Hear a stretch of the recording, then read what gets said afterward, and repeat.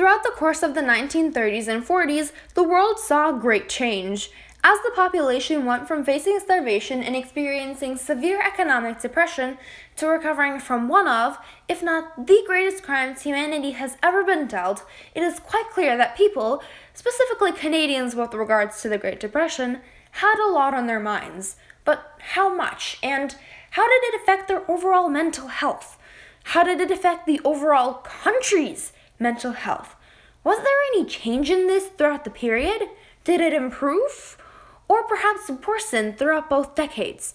In other words, how has the overall mental health of Canadians changed throughout the course of the 1930s and 40s, and has it gotten better or worse? Before trying to answer such a question, however, it is important to truly understand what mental health is and what influences it. This is because one can then use evidence from the period to make estimates about what someone's mental health likely was if one knows what causes an individual to have good or poor mental health. These factors include biological ones, such as heredity and genes, personal factors, such as lifestyle and self-esteem, social environment, so one's relationship with their family, friends, and community, house quality and neighborhood falling under physical environment type factors, as well as factors involving one's economic environment, so their employment status and living conditions. A balance of all these things is what is needed to maintain good mental health. It is also worth of mention that mental illness is not the same as mental health, because someone can have a mental illness but still be in a good mental state. Therefore, such factors will be considered with caution. As well, due to things such as the availability of information, economic environment will be most closely examined, with little focus on the other factors. Furthermore, since these two events define the period being looked at, the Great Depression and the Second World War will center around all discussion with regards to this topic. Going in chronological order and thus starting off with the Great Depression, there is great evidence that indicates that this period, which took place from 1929 to 1939, was not a very fun time to live in if you could not get a stable source of income. For example, throughout the Great Depression, 1/5 of Canadians relied on government relief for their survival, and the overall unemployment rate never went below 13% during the decade. This trend is especially evident in the prairie provinces, whose population consisted mostly of farmers relying on primary resource exports for their income. Therefore, when the stock market crashed and countries started to cut their spending budgets, it meant that the prairies fell the hardest. Saskatchewan had arguably the hardest time, as the province's income fell by 90% and 66% of its population was forced onto relief. All these economic grievances likely took a great toll on the mental health of those suffering from them. This is because, with all of this economic trouble, people would have been very stressed about their economic situations, thus causing poor mental health.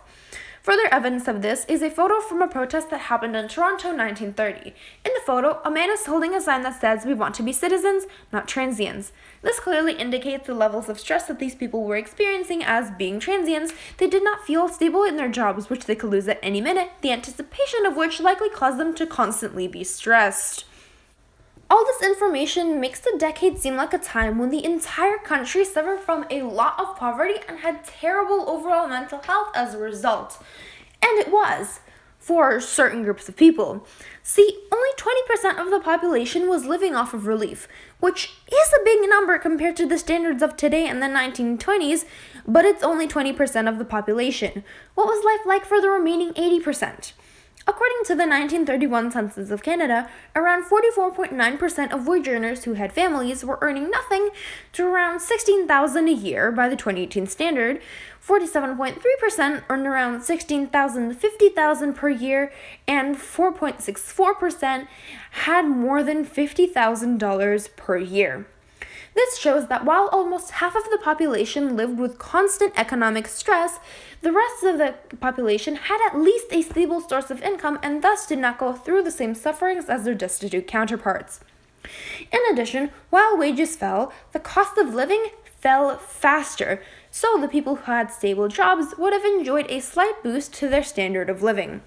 Therefore, while life was terrible for half of the people in the country during the Great Depression, the other half likely lived rather pleasantly, and thus the overall mental health of Canadians during this period was, when averaged out, average to moderately poor. By contrast, the period of the Second World War is often depicted as an economic paradise, implying that life and the mental health of citizens got a lot better. Evidence of this is the fact that the war created a lot of jobs, meaning that unemployment rates fell drastically, and that little less than 1/5 of the population would have had a huge load taken off of their backs, as they would finally be able to survive without the help of the government. On the topic of the government helping its citizens, during the war, price ceilings were implemented on products and wages to help prevent inflation. This would have also allowed for stability in people's lives, specifically the poor, hence helping to decrease mental stress. Though, because of the war, the government kept control on many other things through rationing. An example of this is the fact that the government limited the amount of sugar, coffee, tea, meat, and butter that people could buy per week. Although many Canadians did not enjoy not being able to buy all they wanted, they all understood it was fair, and most of the country actually voted to keep a lot of the wartime restrictions into peacetime, which proves that Canadians were relieved by the stability that these controls brought. Overall, due to stability implemented by the government, those who lived on the home front during World War II likely had better mental health than those in the Great Depression. In addition, to address the fact that there would have been people distraught by the death of their loved ones who served in the war, by using averages such as the fact that around half the population had a family and the average family size of 4, you can reach the conclusion that only approximately 2.1% of the population suffered from this, and therefore it did not affect the overall population's mental health in a significant way. On the topic of soldiers serving in the Second World War, around 1 million, or 1/11 of the population, ended up serving, hence putting themselves at risk of developing what is now known as post-traumatic stress disorder, or PTSD.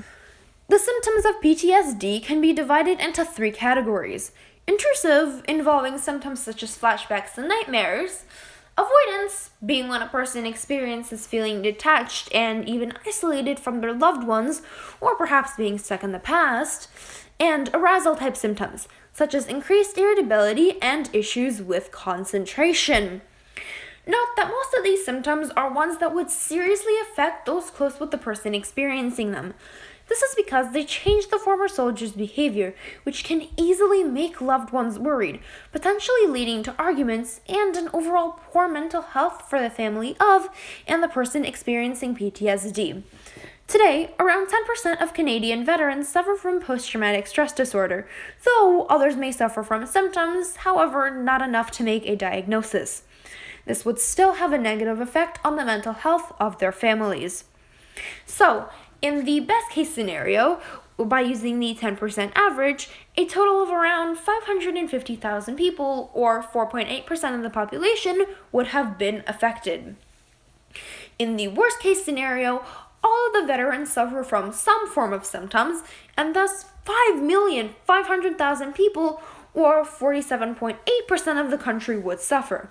Therefore, by taking the average, you can find that around 26.3% likely had to experience some form of mental distress in the years following the return of soldiers who fought overseas.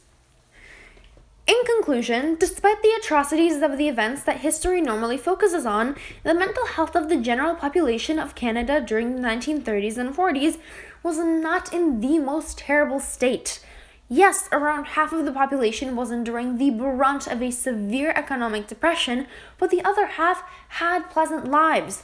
But even then, things got better for the poor during the first half of the 1940s, with the sharp fall in unemployment rates.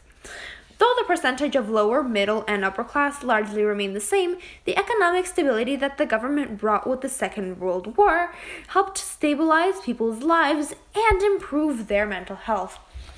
This emotional stability would not endure for long, though, as for the latter half of the decade, anywhere between 1/20th and 1/2 of the population had to deal with some form of the PTSD their veteran loved ones experienced.